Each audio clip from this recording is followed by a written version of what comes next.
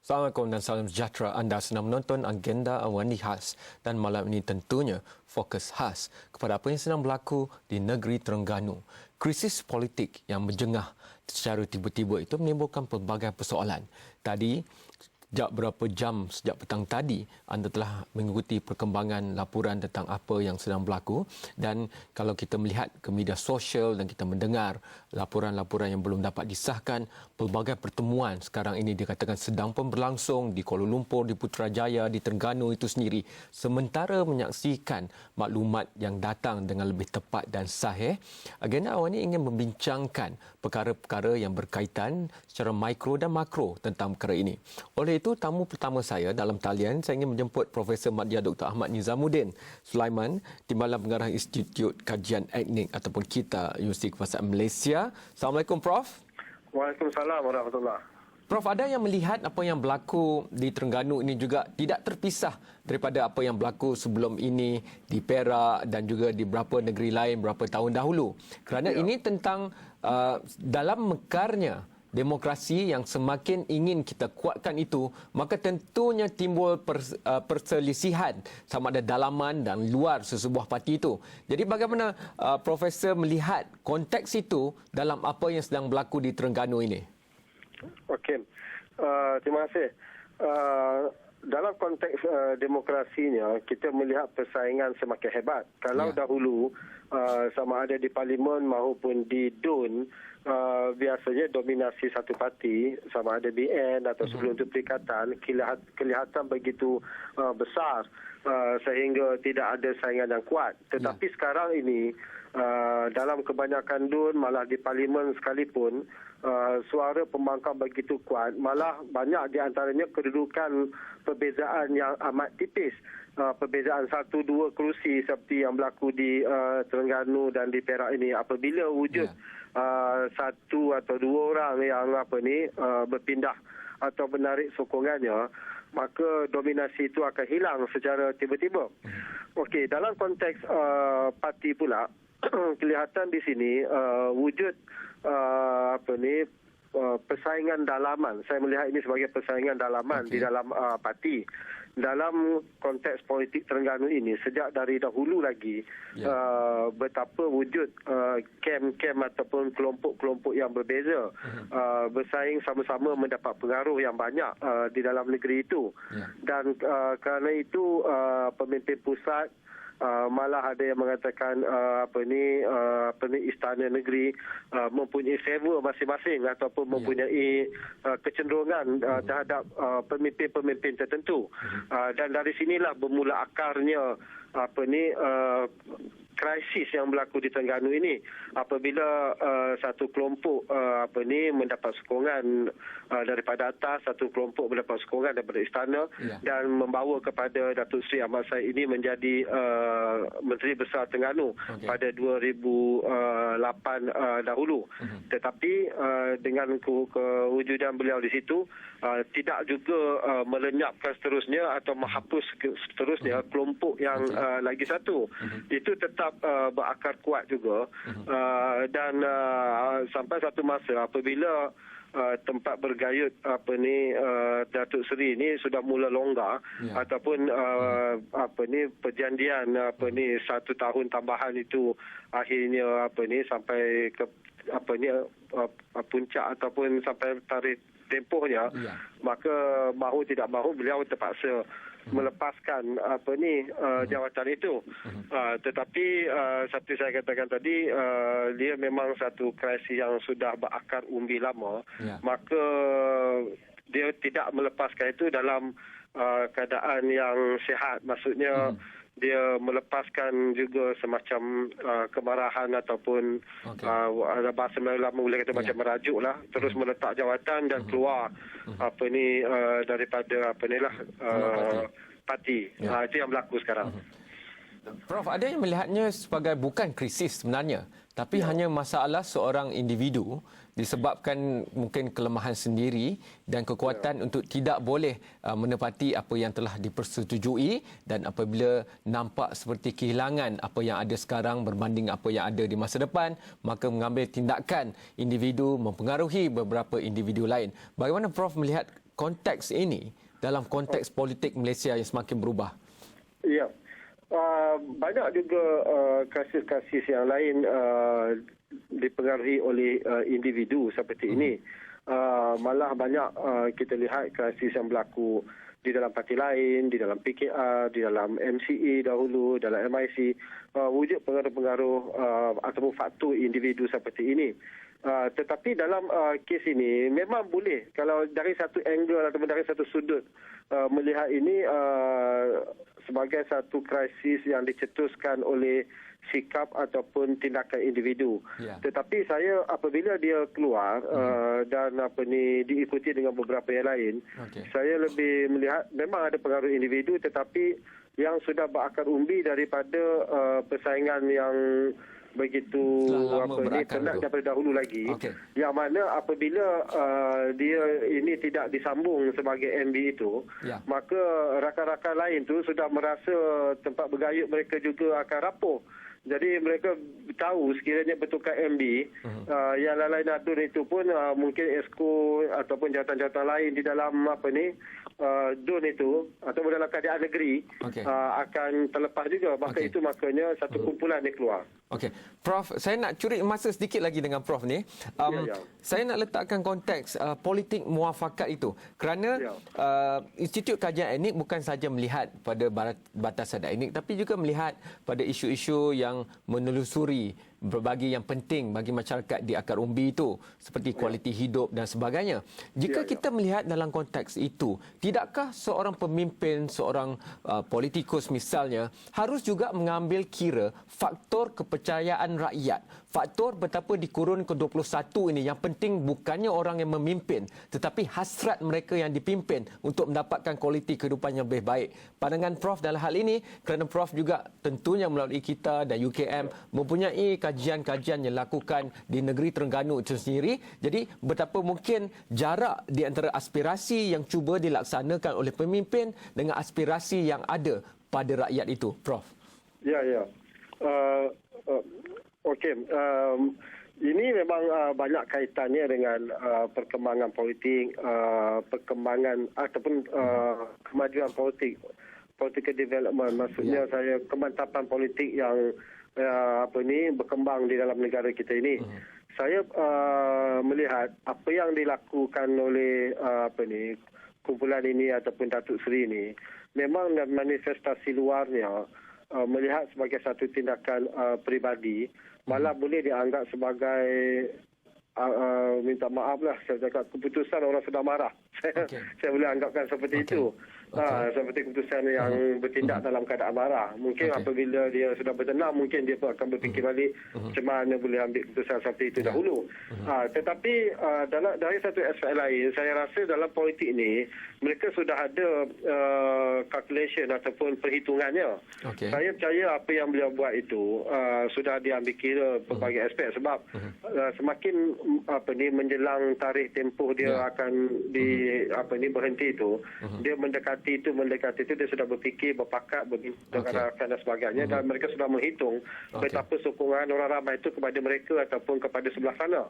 Jadi saya percaya mereka sudah calculate dan political risk yang mereka calculate sekarang ini tidak juga pada mereka itu tidak juga merugikan mereka. Saya percaya sudah ada calculation ini.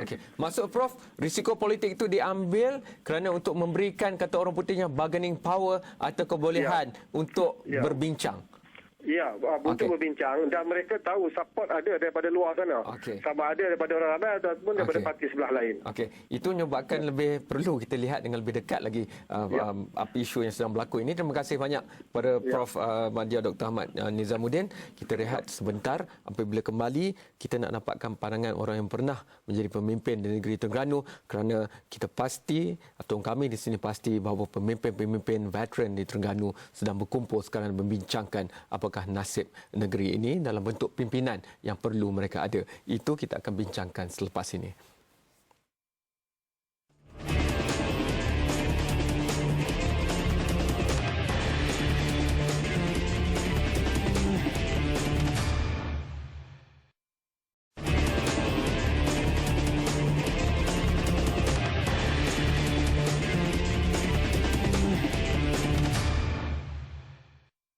anda masih lagi menonton agenda Awani Khas dan kita tahu di Terengganu keadaannya adalah 14-13 14 kursi untuk Barisan Nasional, 14 kursi untuk PAS, 1 kursi untuk PKR dan 3 kursi bebas sekarang ini. Tetapi kita masih lagi menunggu perkembangan yang mungkin sedang berlaku kerana sekarang dikatakan banyak perbincangan, diskusi ataupun bargaining yang sedang berlaku di Putrajaya, di Kuala Lumpur, juga di Terengganu. Dalam konteks itu, saya ingin terus untuk membincangkan perkara yang sedang berlaku ataupun isu ini bersama dengan Datuk Rasul Wahid. Beliau adalah bekas Exco Kerajaan Negeri Terengganu, pernah menjadi Setiausaha Badan Perhubungan UMNO Negeri dan juga beliau bekas pengurusi Jawatankuasa Pembangunan Islah Hadari dan sebagainya. Oleh itu, Datuk Rasul, Assalamualaikum. Waalaikumsalam warahmatullahi. Datuk, mungkin saya nak mendapatkan reaksi awal Datuk sebagai seorang yang pernah memegang amanah rakyat negeri Terengganu ini, melihat apa yang sedang berlaku sekarang. Kita faham tentang perlunya berlaku pergeseran politik dalam cuba merapatkan keadaan dan sebagainya, tapi bagaimana dengan hasrat untuk melihat perwakilan aspirasi rakyat? Kerana sekarang ini mereka yang paling penting sekali adalah rakyat yang melihat kepada apa yang berlaku ini dan pandangan mereka terhadap aspirasi mereka yang perlu diwakili. Pandangan Datuk? Saya masih melihat suasana yang berlaku ini adalah suasana yang tidak sewajarnya berlaku. Okey. Dalam usaha kita untuk memenangi hati rakyat, kita baru sahaja memenangi pilihan raya walaupun dengan majoriti yang sedikit. Ya. Dan dalam keadaan tersebut, maka usaha kita sekarang ialah bagaimana untuk memenuhi aspirasi rakyat. Untuk pembangunan kepada rakyat, untuk berkhidmat kepada rakyat, kerana moto kita rakyat didahulukan. Ya. Jadi dalam hal ini, apa yang berlaku ini adalah sesuatu yang tragis bagi UMNO dan Barisan Nasional Negeri Terengganu. Jadi perkara ini sebenarnya saya dah alami. Okey. Pada pilihan raya yang lalu, nama saya tak dicalonkan. Ya. Tapi saya terima keadaan tersebut dengan redha kerana saya merasakan ini dah ditakdirkan oleh Allah Subhanahu Wa Taala. Ya. Walaupun saya dapat khidmat untuk Dun Haji selama 3 penggal. Ya. Dengan majoriti yang semakin bertambah daripada setahun sepenggal ke sepenggal. Hampir 1,001 kali pilihan raya meningkat. Ya. Tapi saya tidak pernah mentakwilkan apa yang berlaku itu. Okey. Kenapa saya tidak dilantik dan kenapa saya tidak lebih peluang untuk penggal yang seterusnya. Ya. Kerana saya rasa saya berkhidmat terbaik untuk rakyat Aceh. Datuk, maafkan saya mencelah. Bagaimana kita nak membawa apa yang dilakukan oleh Datuk itu, pengorbanan dan muafakat seperti itu dalam konteks krisis yang sedang berlaku sekarang ini, kerana tentunya pemimpin-pemimpin veteran, bekas-bekas YB boleh menjadi orang tengah untuk cuba menyelesaikan krisis ini secara dalaman parti itu dahulu, Datuk. Ya, sepatutnya ini adalah masalah dalaman kita, masalah dalam keluarga. Kata orang, air cawan pun dia berkocok. Ya. Bukan saja di luar, malah di dalam cawan pun dia berkocok. Okey. Jadi oleh demikian, hal ini adalah hal keluarga. Jadi wajar untuk kita selesaikan secara keluarga. Selesaikan secara dalam bentuk muafakat. Kerana yang penting pada kita ialah rakyat. Ya. Dan rakyat menilai apa yang berlaku dan apa yang terjadi. Jadi kita bimbang apa yang berlaku ini akan menimbulkan rasa muak rakyat kepada kita. Yang kesannya memberi impak yang negatif kepada parti dan pentadbiran kita. Jadi harapan saya sebagai bukanlah orang yang otai dalam politik, tapi ada sedikit sebanyak pengalaman. Kita kembali ke pakar jalan, kita satukan matlamat, kita teguhkan cita-cita bersama untuk pastikan parti keramat kita ini yang telah banyak berjasa kepada rakyat, kepada negara, kepada bangsa agar terus subur dengan rasa muafakat kita. Kita kesampaikan hal-hal peribadi, hal-hal yang pada saya titik bengik, yang tidak mendatangkan apa-apa keuntungan pun pada semua pihak. Yang penting pada kita ialah rakyat diutamakan, parti didahulukan dalam segala aspek. Dalam tindakan kita, kalau kita letakkan parti itu tempat yang pertama dan utama, insya-Allah kita akan selamat apa tindakan kita. Datuk, pemimpin parti di peringkat pusat dan juga di peringkat negeri mungkin sedang sibuk berbincang sekarang. Tetapi mungkin Datuk juga telah pun berbincang sejak semalam sampai hari ini dan malam ini dengan pemimpin-pemimpin veteran. Apakah mungkin yang Datuk boleh kongsikan hasil daripada perbincangan itu? Kerana tentunya untuk merapatkan ke semua pihak yang terbabit ini, peranan semua pihak perlu digemblengkan. Ya, kita sedang ada perbincangan, kita ada wakil untuk berbincang, untuk cari penyelesaian. Tapi nampaknya insya-Allah ada sedikit perubahan. Dan saya difahamkan salah seorang daripada yang yang hantar surat untuk keluar parti tersebut dah tarik balik, saya difahamkan, tapi tak confirm lagi. Dan kita doakanlah bersama agar apa yang terjadi ini ataupun hasrat ketika suasana marah itu dapat dikendurkan dengan masa yang semakin panjang ini. Itunya masa marah itu betul lah semua orang boleh bertindak di luar dugaan. Tapi dah balik fikir balik, rasional balik, insya-Allah Tuhan Allah SWT akan beri tunjuk kepada kita mana yang terbaik untuk agama, bangsa dan negara. Datuk mengenali semua adun-adun yang keluar parti UMNO ataupun keluar UMNO ini, apakah harapan untuk perkara yang Datuk sebutkan tadi, kemarahan itu reda dan barisan dirapatkan kembali itu, kalau saya minta Datuk beri dalam aspek peratusan, berapakah harapan untuk perkara itu berlaku? Saya yakin dengan masa yang semakin panjang, dengan suasana yang semakin sejuk, insya-Allah mungkin boleh mencapai sehingga 80%. Okey. Jika caranya insya-Allah saya yakin dan saya percaya apabila kita dah rasional balik, kita kaji baik buruk, kita kaji jasa parti kepada kita, walaupun kita dah berjasa kepada parti, tapi jasa parti kepada kita kena tengok juga betapa hebatnya jasa parti kepada kita. Maka insya-Allah mereka akan rasional dan akan kembali kepada UMNO, parti keramat kita. Terima kasih banyak Datuk Rasul. Kita harapkan Datuk Rasul juga boleh mengemas-kinikan blog Datuk Rasul supaya kita juga boleh mengikuti daripada situ dan mungkin mendapatkan pandangan Datuk Rasul begitu tajam tentang apa yang sedang berlaku di Terengganu. Terima kasih Datuk.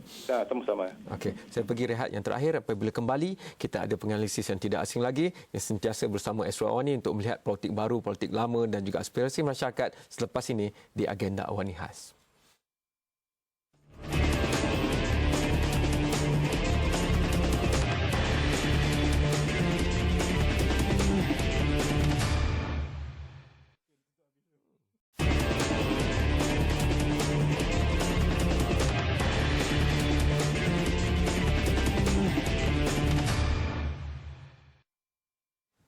Antara berita yang kami baru terima tapi tidak dapat sahkan dan kami sedang sedaya upaya cuba sahkan dan anda perlu mengikuti terus Esra Awani kerana diberitakan bahawa daripada 3 adun yang mengisytiharkan diri mereka keluar UMNO, 1 dia katakan kembali tapi itu masih belum disahkan. Kita sedang cuba mendapatkannya. Tapi dalam konteks itu juga saya berterima kasih kerana Profesor Madya Dr. Syahrudin akhirnya berjaya tiba di studio Esra Awani dan saya ingin terus pergi pada konsep kematangan demokrasi.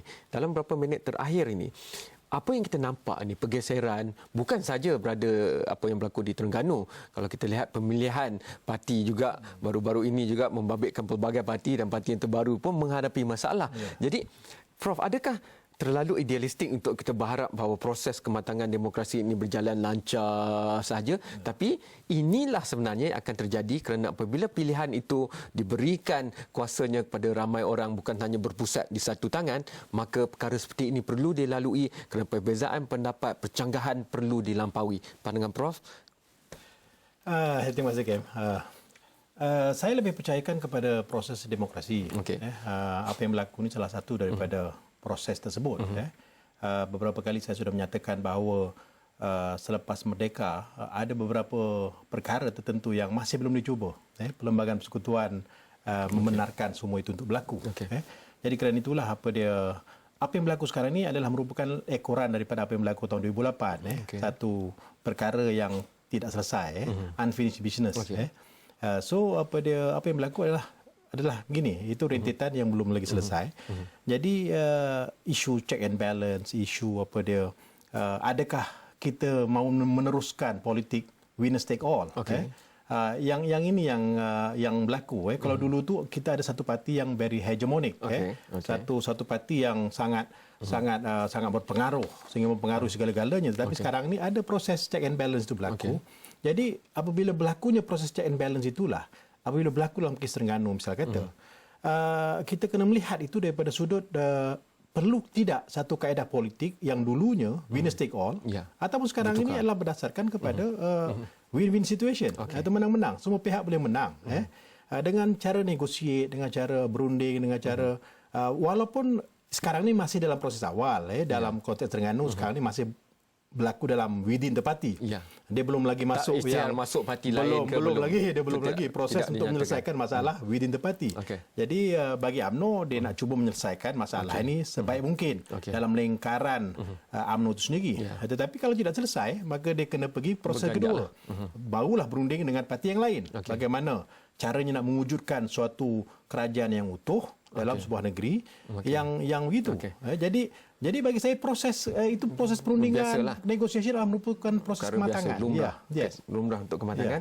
Saya baru diberitahu bahawa Bernama sudah melaporkan bahawa Adun Bukit Besi Rosli Daud kembali ke pangkuan UMNO.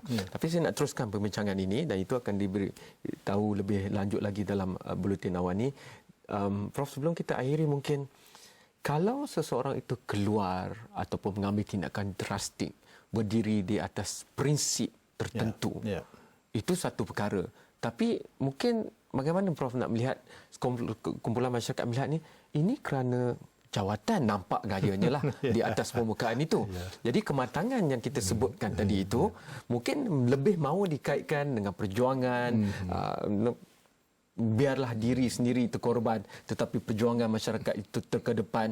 Mungkin kita tidak boleh salahkan rakyat jika mereka melihat ini sebagai pergelutan kuasa dan hanya berkait dengan jawatan. Apa yang Prof cakapkan itu mahu lebih diwakili dalam bentuk mewakili dan sanggup berkorban untuk masyarakat. Kalau ini diwakili, diperjuangkan untuk masyarakat, tak dapat, tak apa. Saya sanggup melakukan perkara seperti ini. Bagaimana kita mahu melihat itu, politik baru itu, atau adakah itu sekali lagi saya ingin berikan kepada Prof bahawa terlalu idealistik buat masa ini untuk kita harapkan?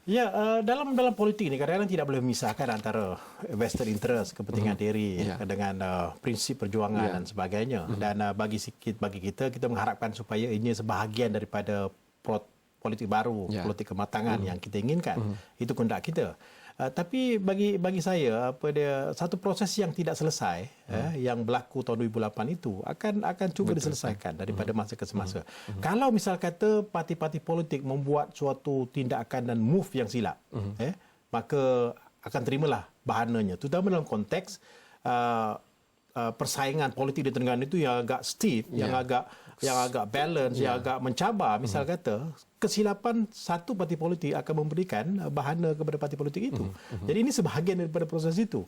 Jadi bagi saya apa salahnya kita duduk semeja, bincang, selesaikan. Mungkin dalam konteks UMNO dan mungkin UMNO boleh selesaikan, tapi itu tak selesai takat tu ada lagi proses dalam 2-3 hari ini akan ada lagi satu benda-benda tertentu yang mungkin kita akan hadapi suasana itu. Tapi kita mengharapkan supaya parti politik dapat melihat ini dan merenung bahawa pemilihan kepimpinan parti itu perlu mereka yang berprinsip. Barulah kita akan menyelesaikan beberapa kualiti itu. Tingkatkan kualiti. Maknanya jangan sembrono mengambil pemimpin untuk menyelesaikan masalah semasa, tapi memilih pemimpin itu berdasarkan untuk kepada semua parti lah. Bukan sekadar UMNO, tapi kita bercakap soal PAS, mungkin PKR dan sebagainya. Okey, terima kasih banyak Prof kerana terpaksa melalui pelbagai cabaran nak sampai ke studio. Terima kasih kepada anda dan saya ingin ulangi bahawa Bernama sudah dilaporkan sebagai berkata bahawa salah seorang iaitu Adun Bukit Besi sudah kembali ke pangkuan UMNO dan itu begitu penting sekali kerana sekarang ini 14 kerusi Barisan Nasional, 14 kerusi PAS, 1 kerusi PKR dan 3 kerusi bebas, dan jika satu daripada bebas kembali maka ia akan mengubahnya menjadi 15 dalam konteks itu bagi Barisan Nasional. Dan itu akan terus kita telusuri, hantarkan pandangan anda sendiri kepada pelbagai platform yang Astro Awani ada Instagram, Facebook, Twitter dan sebagainya, atau muat turun aplikasi mudah alih iOS dan Android yang ada pada Astro Awani. Dan sekali lagi, sepanjang minggu ini kami akan terus menghargai guru, dan guru itu juga boleh meningkatkan kualiti kerana mereka akan memberikan kita nilai berbanding pada perkara-perkara lain. Dan Hari Guru akan kami sambut dengan meriahnya pada hari Jumaat ini. Sekian, selamat malam dan jumpa lagi. Terima kasih banyak Prof.